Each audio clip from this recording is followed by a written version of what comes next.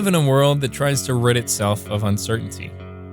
A world that tells us to make the right decision, have it all figured out, to have a plan, and to know exactly where we're going before the journey even starts. But what if we thought of a world where it wasn't possible to make the right decision? What if I told you you won't be able to have it figured out until it's too late? I'm Caleb Manifold, and this is Accepting Uncertainty, a series about what it means to live with not knowing. This series isn't about getting rid of fear or uncertainty. It's about accepting it and living regardless. If you've ever felt stuck in your head, frozen by indecision or afraid, or had the thoughts, what if I'm wrong? What if I'm making the wrong decision? What if I'll regret this? Then this series is for you. So, let's start at the beginning with what uncertainty really is, why it can feel so unbearable, and what we can do to stop trying to make it go away. This is episode 1, titled Better Than Normal, with Dr. Jonathon Grayson. Dr. Grayson is a nationally recognized expert in obsessive-compulsive disorder, or OCD, a psychiatric illness known for compelling people to achieve some form of certainty. Dr. Grayson has given presentations, written articles, and received many awards on the subject of uncertainty, as well as treating numerous patients with OCD. He's the author of Freedom from Obsessive-Compulsive Disorder, as well as the director for the Grayson LA Treatment Center for Anxiety and OCD. Dr. Grayson and I talk about how accepting uncertainty is the path to a life that is better than normal. This is my conversation with Dr. Jonathon Grayson.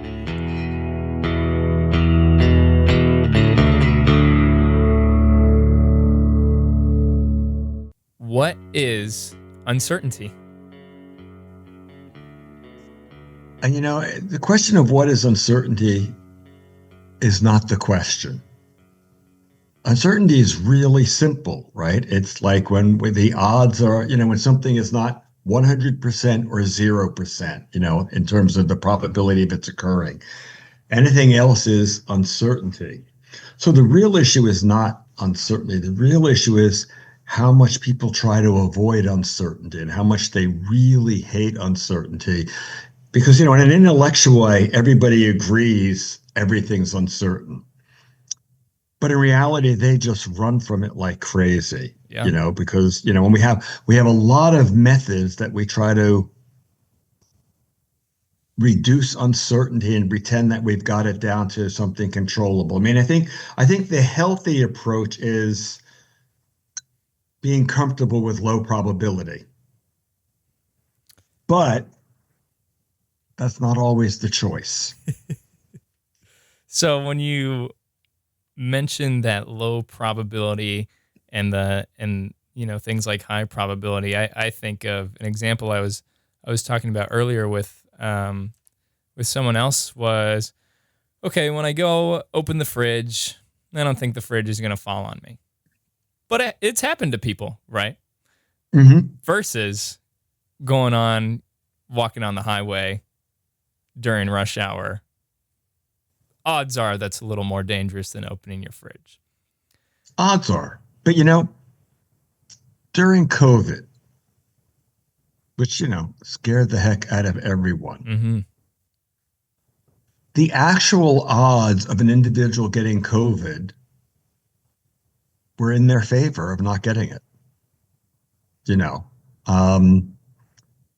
we look just at the raw numbers, it wasn't, the odds weren't as bad. Now, what made it clear that things are bad is when hospitals were getting flooded, mm-hmm. So I could personally walk around and feel like I'm safer, but of course it was more, dangerous. And, it's not clear what acceptable odds are.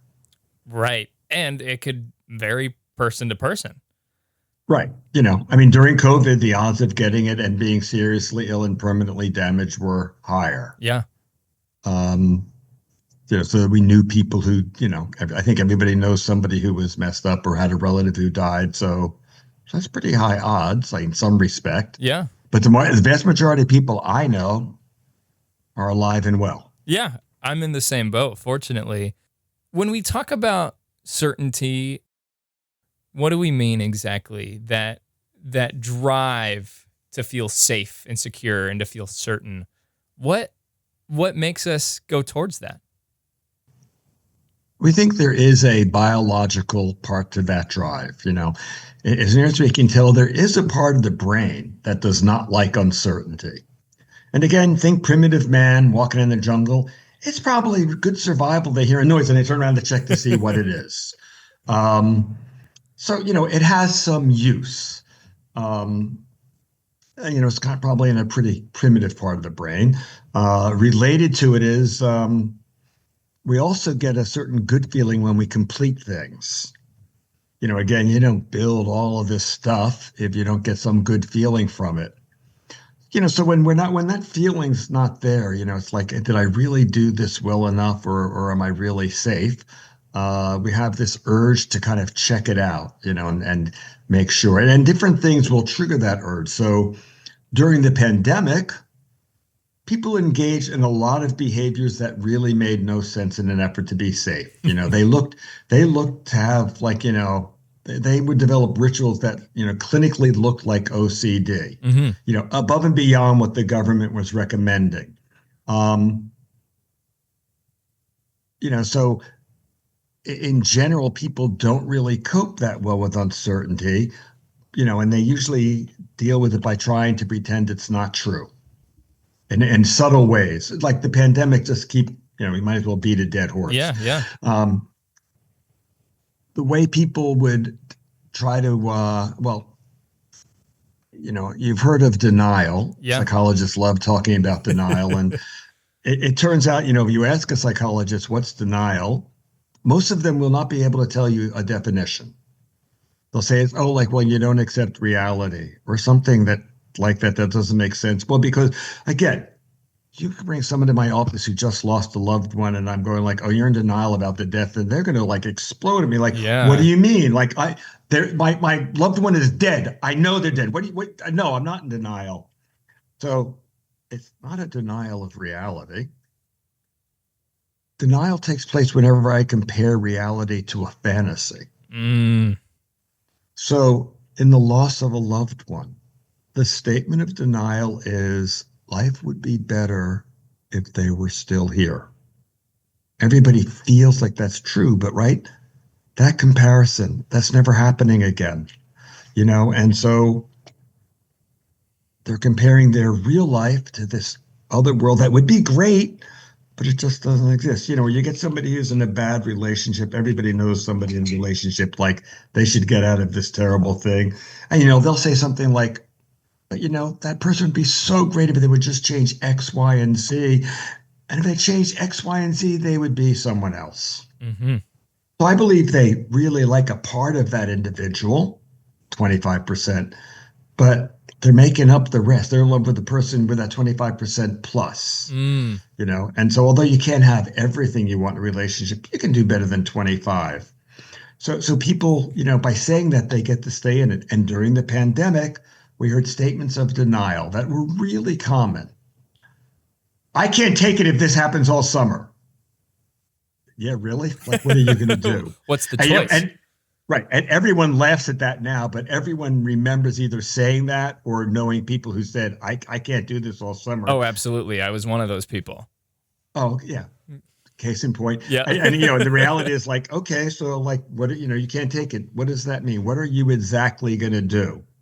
They like not thinking about it. You can disturb any parent by going let me just do this little thought experiment here. Let's imagine that your children are dead. Yeah, I know I know. And that's fine. They don't have a need to do it necessarily, but they're pushing it away. The average person, you can push away a lot of stuff. And people say why should people think about bad things? And, I kind of on one hand makes sense to not torture yourself. But on the other hand, we live in a world where anything can happen. Mm-hmm. And it is kind of preparation in a way, to think how would you cope with that if that happened? It may be low probability. Speaking of kids, I ask parents, do you know what saves our children?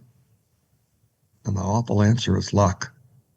Most of the time, they don't get killed in a car crash. They don't get kidnapped. They don't die of a dread disease. They don't crack their head falling down the stairs, but sometimes it happens. Hmm. So when we seek to eliminate that uncertainty, what happens? Well, there's two possibilities, because I think, I said we have this strive to resolve uncertainty. And so, in that extent, there's useful worry and let's just call it pathological worry. I'm sure somebody doesn't use the term, but we're just making them up here. That sounds Useful good. worry is I'm attempting to problem solve. Mm. But the problem solving is I'm attempting to improve my odds, not get them to zero. I'm thinking this is a better, decision A is better than decision B, but that's as good as it gets. And is it safe to say Um, that sometimes that problem solving is really premature? well, I guess if I'm thinking about the fact that I happen to not worry about dying in a car crash or being maimed and paralyzed, Mm-hmm. yet it is true every time I go in the car, that could happen. But I generally have the plan everyone else does, which is rather than trying to solve the problem, I kind of think, yeah, I hope that doesn't happen, and I'm not going to deal with it until I'm bleeding out, crushed under the metal. Mm-hmm. So, I'm delaying that and saying I think I can put that one off, which could be useful. But I'm trying to make a guess as to what would be most likely. Mm. Uh, high school kid trying to decide what college they want to go to. Like, which one's going to be the good one? Well, how do you know? Picking a career. I'm always shocked that I picked psychology because I picked it in ninth grade. It turned out to be a great guess, but in a realistic way, like that's crazy. It's not. It turned out to be a good guess, but it's not like I knew. Mm-hmm. It kept turning out that it was working and I kept liking it, but I didn't know. But, anytime you make a decision, you get to find out if that decision is right. Do you know when? When it's too late, Yeah. Yeah. right? You don't get to find out when you make the decision. You get to find out like afterwards. It's like, okay, that was a bad decision. Oh, that was a great decision. And so success can't be making the right decision because I can't guarantee that. And Success, yeah, go on. it's just so interesting to just in, and I can only speak anecdotally here, and maybe you can speak a little more generally on it, but it's that idea that there's a right decision, and maybe there is, but the pressure that we put on it to figure that out and to have that solved beforehand rather than I think takes away from the journey of experiencing it for itself. And so I think what you're talking about is you had mentioned denial, um, and and so it's just when you're just so absorbed and wrapped up in trying to have it figured out, or that fantasy, right, of it could be better, that's taking away from how you could be enjoying that present experience. Well, you bring up such a great point when you say right decision. Well, things are only right decision after the fact. Yeah. It's never the right decision before the fact. I was going to say success is not making the right decision. It's coping with the consequences of whatever decision you made. Yeah. Because, and saying the right decisions, sometimes implies if only I had done A instead of B. That's another fantasy. Imagine a woman comes to me who's just come out of a 5-year abusive relationship where, every other week she had the hell beaten out of her. And she says, John, I think a month or so in, I kind of realized that this was happening and I wish I had gotten out. And I'd say, no, you don't. And they would be kind of looking at me shocked. And I say, well, 5 years ago, you were a person who made the decision that you could stay in a situation like this. So if you had left, what makes you sure that you would not have picked somebody worse? So somebody better is definitely a possibility, but so is somebody worse. So when people regret something, there's always an assumption that the other would have been better. And that's where we're going into a form of denial because I'm comparing now to an alternative reality. And better is definitely a possibility with a different decision, but so is worse. My son, he was like this creative little kid when he was in kindergarten and first grade. And there was this teacher we wanted him to have because she was just like, do you remember? I think you're of the right age, the Miss Frizzle school bus Oh stories. yeah, the Magic School Bus. Yes. So I'm sorry for anybody who doesn't know that, but Miss Frizzle was crazy, and there was a magic school bus that did all kinds. So his teacher was Miss Frizzle for real. I mean, she was. They did such great crazy things, and she was so kind. And yet, but what happened is like more than halfway through the year, she also didn't like really push him to do anything, so he wasn't learning to read. Mm. So it was becoming a big problem in the school. Was like, we have to, to want to hold him back, and we're like, nope, nope, nope, we're going to teach him. And so we got him caught up. However, so we thought this would be the best teacher for him, and it turned out we were wrong. But then years later, it turns out those are treasured experiences and it was really good. So it looked great, then it looked terrible, and in the end, it didn't really work out badly and it was great. So you don't get to necessarily know. Yeah, and I think, and I've heard you talk about this, and I've heard one of my philosophy professors who will actually be on the Mm, series talk about this. Is what do you call a marriage that's 7 great years and then 3 years of hell and then it ends? yes. And yes, and my answer was, yeah, I don't know. Except that you didn't know on your wedding day. Yep, yep. And I think it's just so like I know for my own anxiety and some of my family and close friends with similar tendencies to just really claw to figure it out and to have it figured out. But there's no figuring it out. And Right. that fear of missing out on missing out on certainty almost is ironically causing you to miss out on the suspension of seeking certainty, which is, as you would Yes. describe, better than normal. Right. Well, like, I think, we have certainty as a kind of a definable word, Mm-hmm. 100% or 0% event probability. But the kind of certainty everybody else is talking about is an emotional one, Mm-hmm. feeling certain. So, generally, if I have somebody come to me with an anxiety problem and I ask them, hey, tell me about somebody you love, and like my mother, my sister, my, spouse, like, are they alive right now? Yeah. How do you know? I just saw them 10 minutes ago. They couldn't be dead right now in the last 10 minutes? Yes. So you actually don't know if they're alive. Mm-hmm. And again, your brilliant plan is you're going to pretend that they're alive because you feel like it and not deal with it unless you get a terrible phone call. So they have, and the thing about certainty and uncertainty, on many occasions, I can't change your uncertain feelings to certain ones with logic, nor can I change your certain feeling. I can't do it in either direction. Mm-hmm. You know, a bunch of listeners are not going to not like start calling their homes and like, Mom, are you alive? Dad, are you alive? They're just like, yeah, whatever.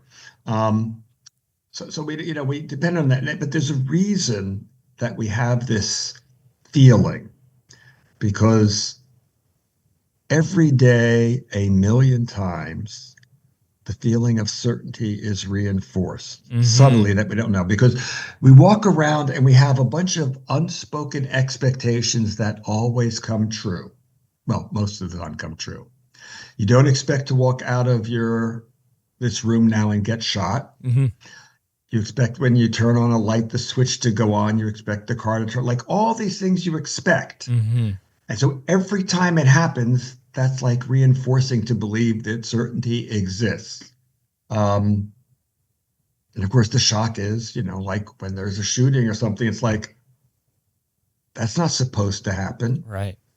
and not supposed to happen is, interesting phrasing. And we all experience it that way. But, the accurate phrasing is like, that wasn't expected. Hmm. But we like to say that, that shouldn't happen because we don't want it to happen. Right. And so there are two parts of this that I want to get into. So there's the bigger part of this, the kind of the stepping stone, I view it at least as the stepping stone, is acceptance. And then there's the second part of why should we accept uncertainty? Because, like, what is acceptance? And because I think in our society, it's accept the concept of acceptance has this like, acceptance is like Zen happy land. Yeah, yeah. It's like wonderful. And so what would be nice if people would understand is acceptance sucks. Acceptance means something that I am determined to be happy living the second best life. That's powerful. I know that sucks. Like if your spouse dies, it's Hmm. like, do you want to be miserable forever? Do you ever want to live again? And the thing that's really important about death as a model for acceptance, it's obvious with death, but it's obvious of all acceptance. It's not a logical decision. Mm. Well, and when I say not a logical decision, I don't mean this acceptance is illogical. What I mean is logic doesn't just make you accept it. You don't get to say, well, my wife is dead. It does me no good wishing her alive. So, yeah, I'm done with her. I'm not going to be happy living. I don't care how self aware you are. It's going to be at least a year for you to go through mourning, to go from denial to acceptance. And to go to acceptance does not mean that I don't miss my wife. It doesn't mean that I don't even cry about it anymore. It does mean that when I'm engaged in an activity, I'm no longer comparing how I'm feeling during that activity with how much better it would be if she were here, the fantasy world. So that takes some time, but that's true for all acceptance. Whether it's big or little, and we have a way of like not liking to cope with not, the idea of second best life, that, the initial, response is like, well, I don't want that. Hmm. But just, that's true. And so going to your second question, why should I do acceptance? There are a couple of reasons. The fantasy world's never going to happen. If I compare reality to fantasy, reality will always be terrible because the one thing about fantasy, I don't put any garbage in the fantasy. My fantasy is really good. you know so I can, if I'm going to live in fantasy, I can ruin any level of reality. So I can ruin a really perfectly fine reality. I could be at a mountain lake with my wife Kathy at sunset and it's really nice. Or I could thinking, yeah, but if we were really rich, we'd be at St. Bart's where waiters would bring a rum punch at the snap of our fingers, and it'd be this luxurious thing. And in that moment I've taken the nice time with her and now I've tarnished it. So the main reason to deal with the second best life is the other one does not exist. And so in the long run, that's a happier life. In the short run, there are times where that's going to be really upsetting. Somebody has their heart on getting a particular job or getting into a particular school and they don't. You want the rest of your life to be ruined because of that. And in fact, I think I think it brings up a slightly different concept from all of this. It brings up the concept of responsibility. Like, Mm. what does it mean to be responsible? Tell me more. So, so when I think of responsibility and being responsible, it has nothing, zero to do with the word should. Hmm. So responsibility has nothing to do with what you should or should not do. We really try to help people to not should all over themselves. Yes. I have a two-part definition of responsibility that's completely amoral. Responsibility is taking the actions to accomplish the goals that you have. So you could be a criminal or you could be doing whatever it is. It's like, what are your goals? And taking the actions. You do it or you don't. Then there's the second part, that if I'm going to be responsible, being willing to accept the consequences of my actions. I used to work with guys on federal probation and parole, and I had my responsible criminals and my irresponsible ones. My responsible guys hated being, I mean, they all hated being in prison, but the responsible ones, maybe they were going to return to crime, maybe not, but they knew that, it's like, of course I ended up in prison. Everybody I know ended up in prison. It really sucked. I hated it, but that's what happens. The irresponsible ones would complain so much about how unfair it was they got to prison. They would sometimes say the feds did things wrong, which is often true. The feds did do things wrong. But the thing is, it's like, okay, you did get convicted of a crime you didn't commit, but you only got pulled into this because of all the ones you were committing that you weren't caught for. It's like they had some fantasy. Or like if somebody wants to be an actor, then they have no business being an actor if they're only going to be happy being in a movie. Because that's probably not going to happen. You want to say, I'm going to try for X number of years? Cool. You want to say, I'm going to, as long as I can act, I'm fine. I work with somebody who is an actress, and she's had some success. She's been on she's completely unknown as far as you would know, but she's had some TV show. No, but she's been on some TV show. She's made some living. She just loves acting. Yeah. I mean, she'd love to be in something big. Sure. But it's not like, but her personality, her personality is not defined as it's big or nothing. So it's like one thing I'll try for 5 years, or I'm gonna however I'm going to do it, but it can't be, this is the only thing that will make me happy, because it probably won't. I always get upset when the Academy Awards are and there's this young actor going like, it just shows you could, you pursue your goal and not give up. I'm thinking, oh, you don't believe that. Because you know what? You know a zillion people who have failed and are not going to make it. So, you were lucky. Yeah. And that's it. And, I mean, it's talent is partially important, but, luck. So responsibility is those two things, which goes back to loops back to the question you ask, what is it I'm accepting? And what do I lose by not accepting? Mm-hmm. If I'm gonna demand something of life that's not going to happen, I get to be miserable forever. Because again, the things people, a relationship breaks up. So many times a relationship breaks up and I'll work with somebody and but I want to have closure. People are very big on closure. And it's like, I know it's kind of a nice feeling, but in a way, I'm not sure. They don't want to date you. That's closure. I want to know why. That's too bad, because they may never tell you. Mm-hmm.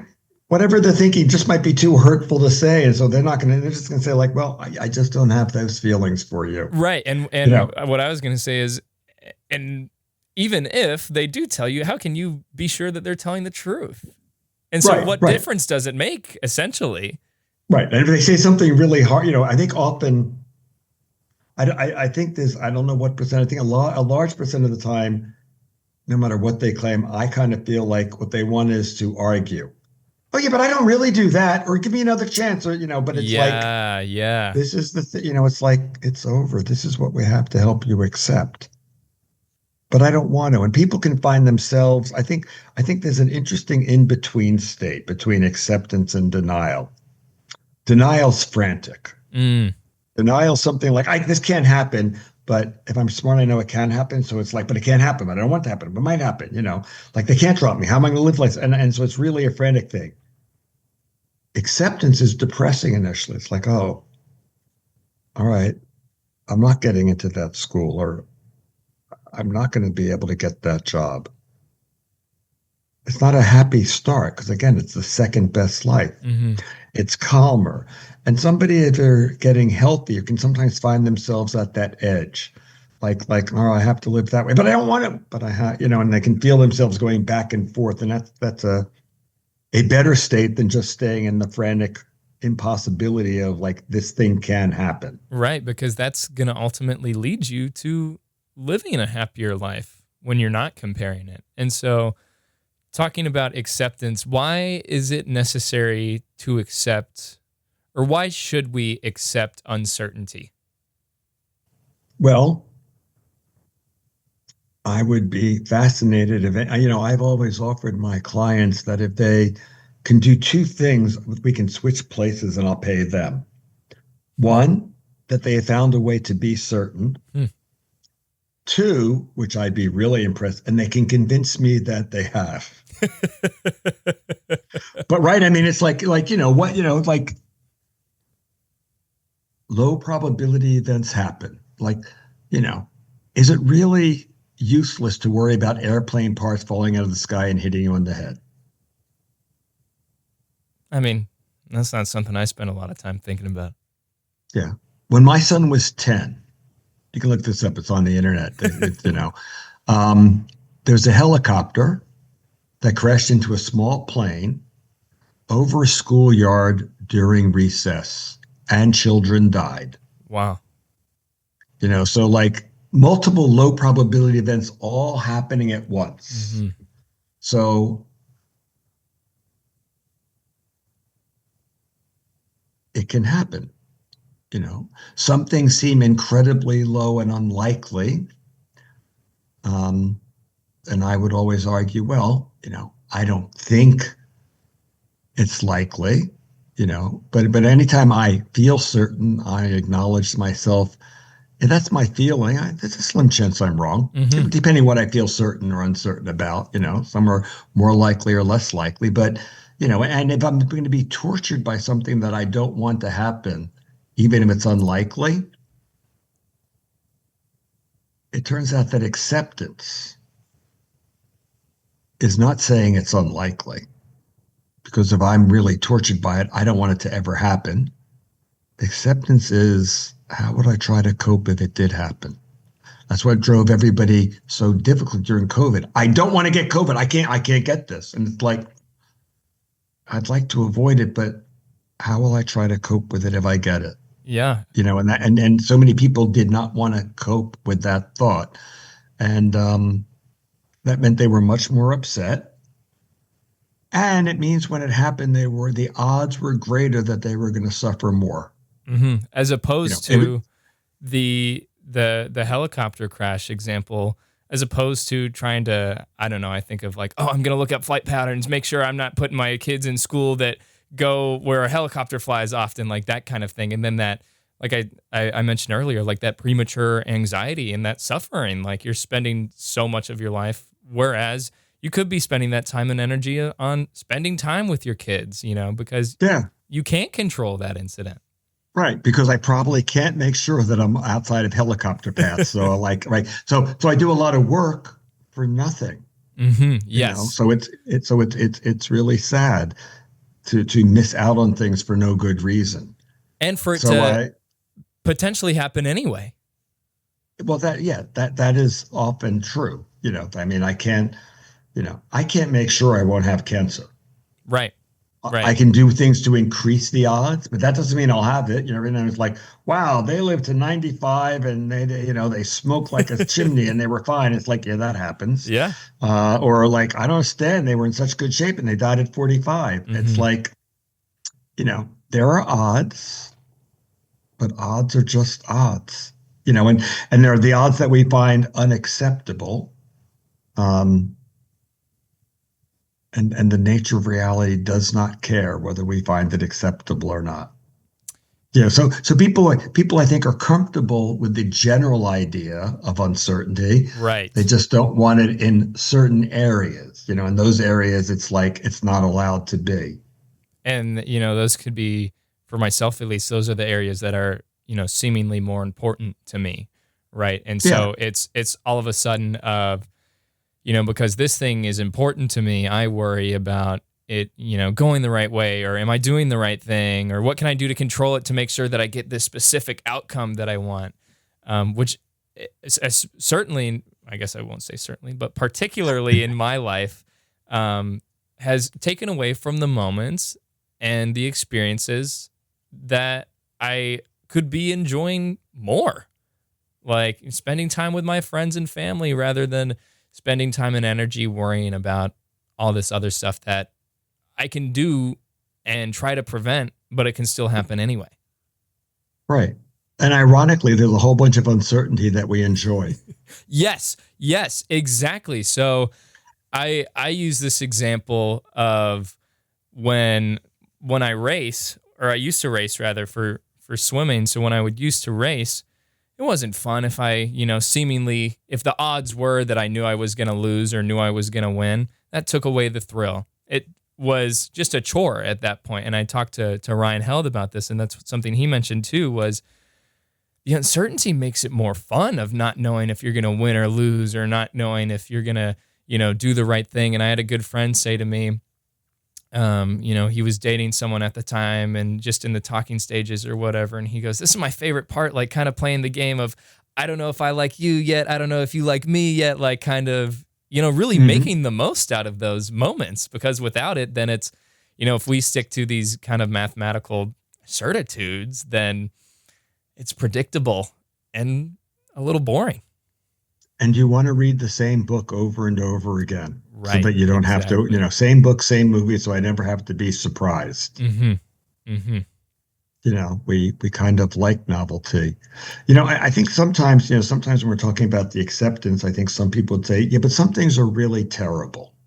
If I lose someone, and I worked with a couple who lets me talk about them who, I won't go through the entire story, but their 17-year-old and 14-year-old, they were driving out to buy a vacation home, and a drunk driver in her third DUI rammed them and killed both kids. They were amazing in how they coped. But they were miserable too. I mean, I at one point said to them, was telling them how amazing they were coping, and I was like, I'd hate to see the other poor bastards. Yeah. But I reminded him he was in some support groups and he had seen them. It's like, oh, I guess we're better. So there are times that literally the only good thing about coping is that it's better than not coping. So coping well with a loss isn't like, okay, yay, I'm happy and everything. It's still a nightmare. It's just a little bit less worse of a nightmare. Yeah, not making it worse than it has to be already. Yeah. And that's super powerful and really impactful, because like the situation that you're talking about, I mean, things suck. Parts of life just suck. But I know I have made parts of my life miserable, maybe not on purpose, but I certainly wasn't doing anything to make the situation better. And there have been, go on. And that's exactly what we're talking about, is that it doesn't have to be as bad as you make it. And that doesn't mean it doesn't suck. When am I a victim of events, and when am I a victim of myself?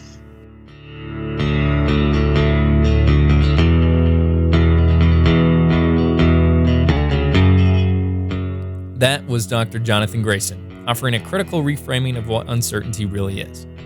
Not just a matter of odds, but a deeply felt experience we often try to outrun. From rituals that mimic OCD during the pandemic to fantasy comparisons that strip joy from reality, Dr. Grayson reveals how much of our suffering comes not from uncertainty itself, but from the desperate effort to eliminate it. This has been Accepting Uncertainty.